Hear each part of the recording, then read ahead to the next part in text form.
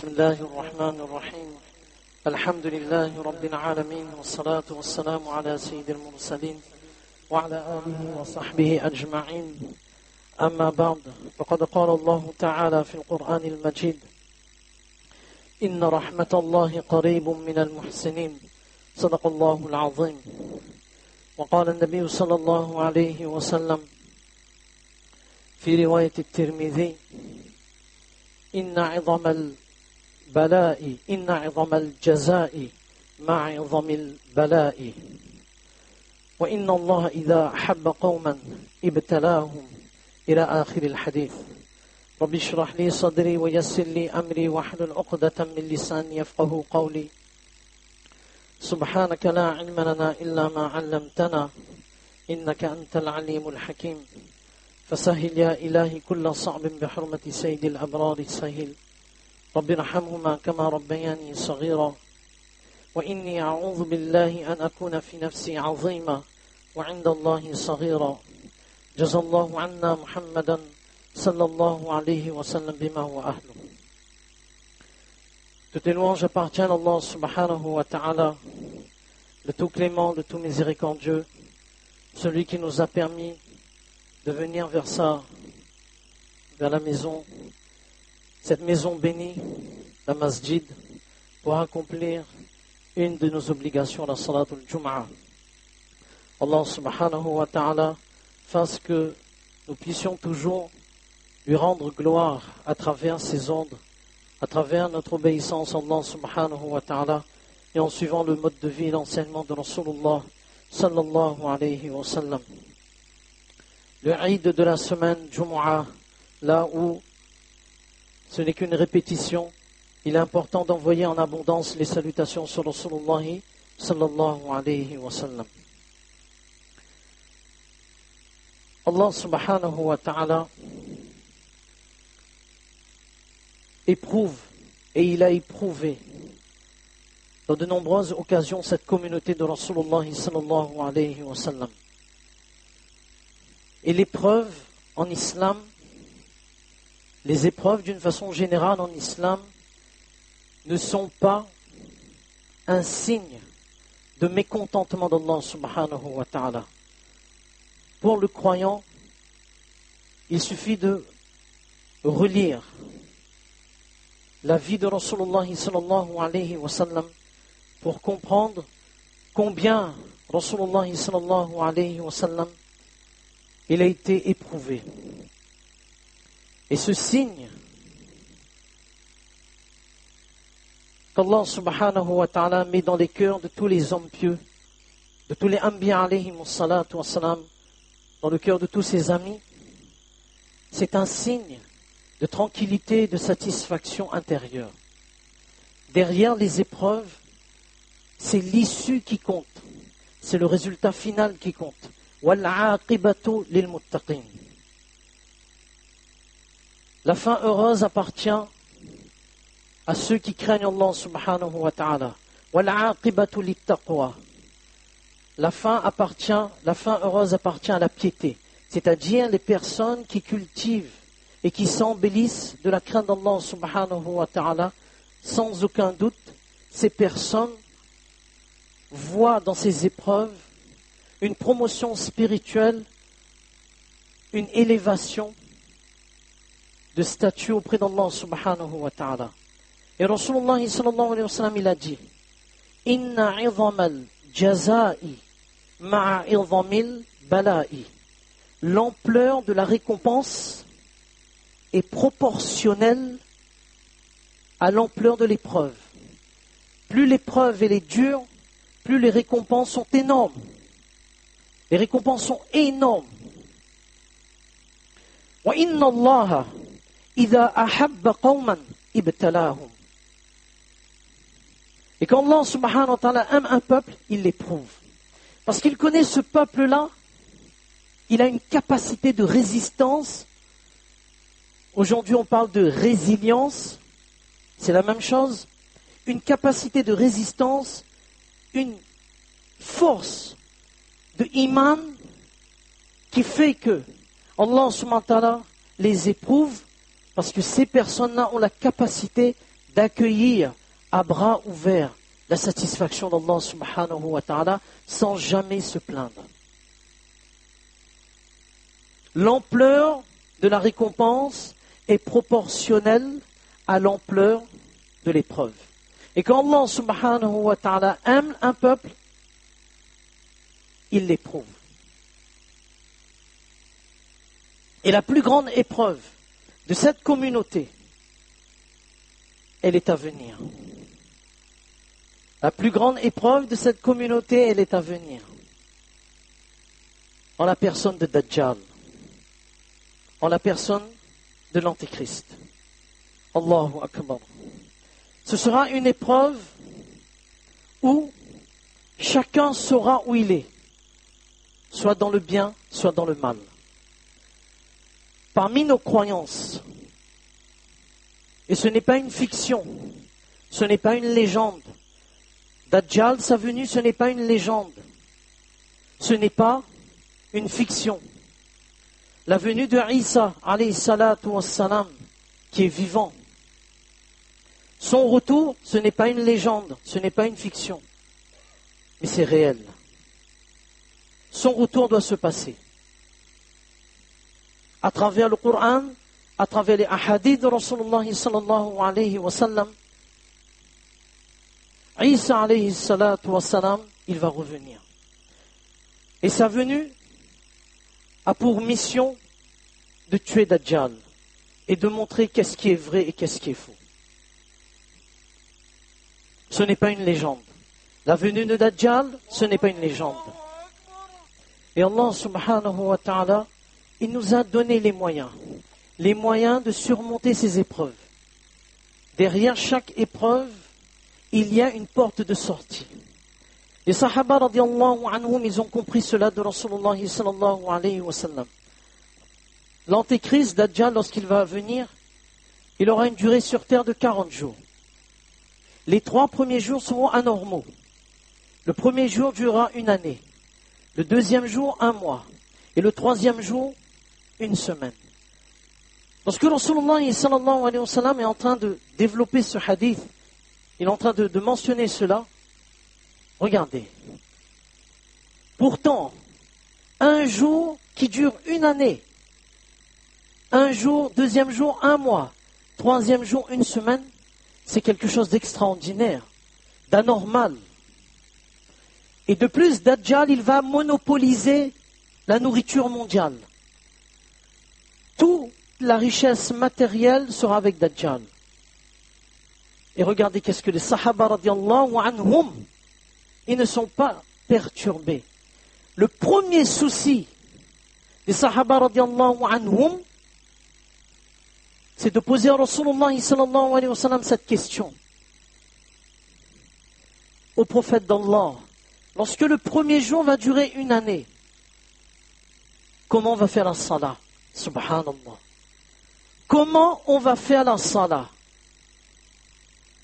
Lorsque un jour dure 1 année, les 5 salahs, mais comment on va les accomplir? Dans le commentaire de ce hadith, cité par Imam Muslim, rahimahumullah,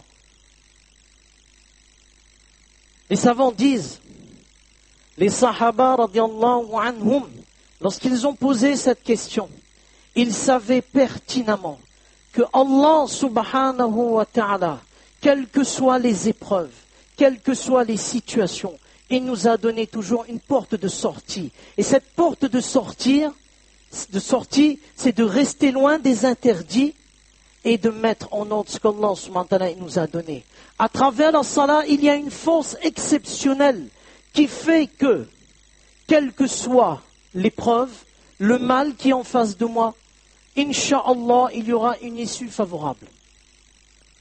Allah subhanahu wa ta'ala, connaissant parfaitement la situation de la communauté de Rasulullah sallam, à travers les épreuves de nos prédécesseurs, à travers les épreuves de Rasulullah sallallahu alayhi wa sallam, il nous montre et il nous donne les clés de notre épreuve.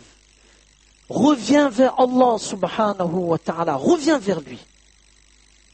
Quelle que soit l'issue, elle te sera toujours favorable parce que Allah subhanahu wa ta'ala a mis la solution là. Inna rahmatallahi qaribun minal muhsinin. Sans aucun doute, la miséricorde d'Allah est avec ceux qui font le bien, qui restent loin du mal, des interdits et qui s'approchent vers le bien. Ça, c'est très important. Et le bien, c'est de le faire d'une façon complète, d'une façon générale. Lorsque j'accomplis ma salat, je suis régulier dans mes actes de culte. Mais dans mon comportement, en dehors de la salat, je suis aussi réglo. Je ne cultive pas la haine. Je ne cultive pas l'animosité. Je ne suis pas susceptible. Lorsqu'on parle du bien, on veut entendre ce qu'on veut entendre. Mais lorsqu'on parle le mal, parce que la vérité est par définition un pouvoir qui agit sur la réalité du mal. Lorsque le bien, lorsque la vérité arrive, automatiquement la fausseté disparaît. Parce que dans les bonnes actions où Allah subhanahu wa ta'ala a mis une force, c'est là où il y a notre solution. Isa alayhi salatu wa salam, il va rester 7 années avec Mahdi radiallahu anhu. Mahdi radiallahu anhu, c'est le lien, c'est lui le lien qui fait les petits signes et les grands signes. L'anneau qui unit les petits signes et les grands signes, c'est Mahdi radiallahu anhu. Lorsque l'injustice aura atteint un niveau, un summum, Mahdi, lui-même il ne connaît pas qu'il est Mahdi, mais lui-même il sera inspiré. Les hommes pieux vont faire acte d'allégeance et Mahdi sera celui qui ramènera la justice sur terre. Mais regardez bien, Isa alayhi salatu wa salam, il va rester 7 ans avec Mahdi radiallahu anhu. Et durant le passage de Isa alayhi salatu wa salam sur terre, Touba li'ayshin, que la vie est merveilleuse avec le retour de Isa alayhi salatu wa salam. Pourquoi? Parce que la pluie va recommencer à être bénéfique, la terre va redonner ses fruits. Et jusqu'à ce que tu prends une graine et tu mets sur une pierre lisse, ça pousse. Jusqu'à ce que tu marches sur le serpent d'une façon involontaire, le serpent ne te fait rien. Je m'excuse, pas de problème. L'homme cohabite avec les animaux féroces. Al-Munawi rahimahullah, Faïdul Qadir, il écrit le commentaire de ce hadith, parce que lorsque le bien sera là d'une façon collective et le mal sortira, automatiquement, dans cette période-là, il n'y a que le bien. La terre va dévoiler toute sa richesse. Les hommes n'auront plus la haine envers l'un et l'autre. La susceptibilité sera mise de côté. Aujourd'hui, chers frères en islam, toutes ces épreuves qui arrivent à nous-mêmes, mais ça doit nous interpeller. Ça doit faire un examen de conscience. Lorsque le corps ne va pas, on va faire un bilan sanguin. Même si ça nous fait mal. On sait bien que ça nous fait mal. Mais on ne dit rien à la personne qui vient. Pourquoi tu me fais mal? On a une opération du cœur à faire. On va pas pousser au tribunal le chirurgien. On va pas dire, la trame mon côte ou la rouvre comment? Je me lève volaille. Non, tu dis bien, c'est bien comme tu as fait. Écarte encore plus. C'est bien comme tu as fait. Il va te mettre des agrafes. Disons un objet, un carton, on l'emballe une affaire, elle est tac, tac, tac. Tu vas pas dire, je pousse ce chirurgien-là au tribunal parce qu'il m'a fait du mal. Non, Allahu Akbar. Wallahu Akbar. Celui qui parle, Ishaq Patel qui est debout ici et qui parle, est pire que vous tous ici. Mais c'est notre devoir. C'est notre devoir de faire cette transmission. Chacun a besoin d'un docteur. Chacun a besoin d'une réforme spirituelle. Allah subhanahu wa ta'ala nous montre à travers les épreuves dans le monde entier. À un moment donné, il faut s'asseoir, se poser la question, mais pourquoi je fuis l'autre? Pourquoi je n'écoute pas quand on parle de la vérité? Pourquoi quand on me dit quelque chose, je n'écoute pas? Pourquoi je fuis? Pourquoi? Qu'est-ce qui ne va pas? Parce qu'on est malade. Nous tous, moi-même en premier, nous sommes malades. Nous sommes malades spirituellement parlant. On a besoin, la salat n'est pas suffisant pour notre survie dans l'au-delà. Notre relation avec l'autre. Parfois les couples, je vous dis, parfois les couples se brisent. Comment? Wallahu Akbar, ce sont des choses que nous pensons que c'est pas grave. Le monde extérieur nous dit que c'est pas grave. Faire la bise, pour nous, c'est normal. On va dire avec une personne gentiment ne fait pas la bise. Mais combien de couples se casse et se brise. C'est aussi ça le péché. Le bien, nous on croit que le bien c'est quoi? Je viens mes 5 salats, je suis premier saf. Je fais, et en dehors de la salat, j'agis comme j'ai envie de faire.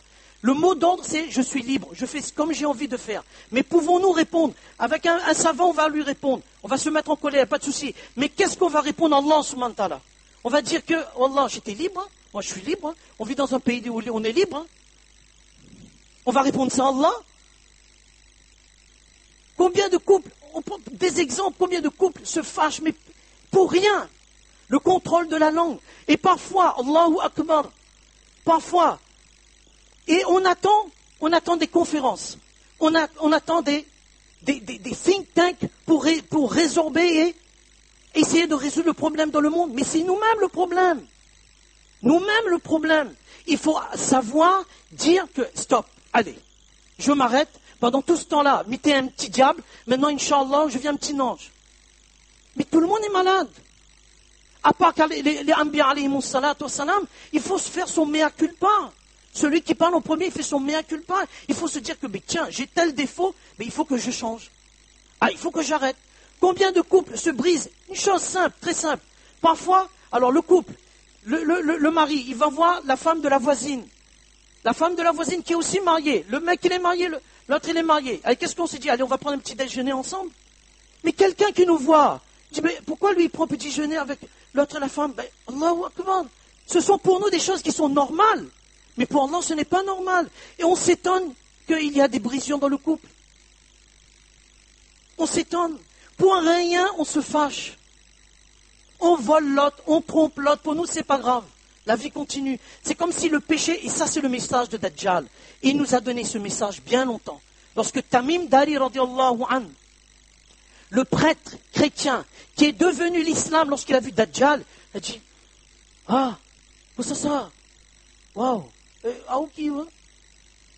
Tu es qui toi? Je suis Dajjal. Et le message de Dajjal, il est simple. Le bien doit être considéré comme mal. Et le mal doit être considéré comme bien. Aujourd'hui, on est susceptible. On ne veut plus entendre la vérité. Mais ce n'est pas nous qui dit la vérité. C'est Allah qui le dit. Là, à travers les enseignements de Rasulullah, c'est Rasulullah qui le dit. Si on est fâché avec quelqu'un parce qu'il nous a dit, il a dit une vérité quelconque dans son discours ou bien dans ses rappels. Mais c'est pour lui en premier. Et c'est notre responsabilité. On a 2 responsabilités. La responsabilité de la réforme spirituelle et l'encouragement envers les autres. C'est très important. On doit se réveiller et se dire que, le mal, faire le mal, ce n'est pas grave. L'entêtement dans le mal est grave. L'entêtement, tout le monde commet des erreurs. Tout le monde commet des péchés. On reconnaît son péché, on demande pardon. Allah, pardonne-moi, je reconnais. Allez mon frère, je viens te voir. Assalamu alaikum. Pendant tout ce temps-là, je ne t'ai pas vu. J'étais toujours fui. Je sais comment on joue. Parfois on fait namaz là-bas. Quand l'autre était là, quand l'autre était là. L'autre fait namaz là-bas. Mais c'est quoi dans une masjid où il est censé avoir la miséricorde d'Allah? Il faut qu'on se réveille, wallah. Il faut qu'on se réveille. Personne n'est parfait, wallah. Nous tous, nous avons besoin d'être unis et d'être ensemble dans le paradis. Rasulullah sallallahu alayhi wa sallam, il nous attend avec impatience. Mais qu'est-ce qu'on va dire Rasulullah sallallahu alayhi wa sallam? Que lui, il prenait toujours l'entente et l'union. Et que nous, nous fuyons les uns les autres. On vole son frère, on trompe, on triche, on fait ceci, on fait cela. Mais comment? On a des dettes, on paie plein de dettes, on a tout ceci. Mais comment on va faire? Comment on va répondre à Allah? Allah subhanahu wa ta'ala vraiment nous donne toute sa compréhension de ce qu'on vient de dire. Qu'Allah subhanahu wa ta'ala nous fasse comprendre. Qu'Allah subhanahu wa ta'ala il nous change. Et qu'on vienne des personnes honnêtes, loyales. Des personnes à qui on sait que notre comportement ne va pas blesser l'autre. Qu'on ne va voler personne. On ne vole ni son frère, ni sa tribu, ni sa famille, ni ses voisins. Personne, on ne vole personne, on est honnête avec Allah. Parce que Allah subhanahu wa ta'ala, il aime l'honnêteté. Allah subhanahu wa ta'ala aime le bon comportement.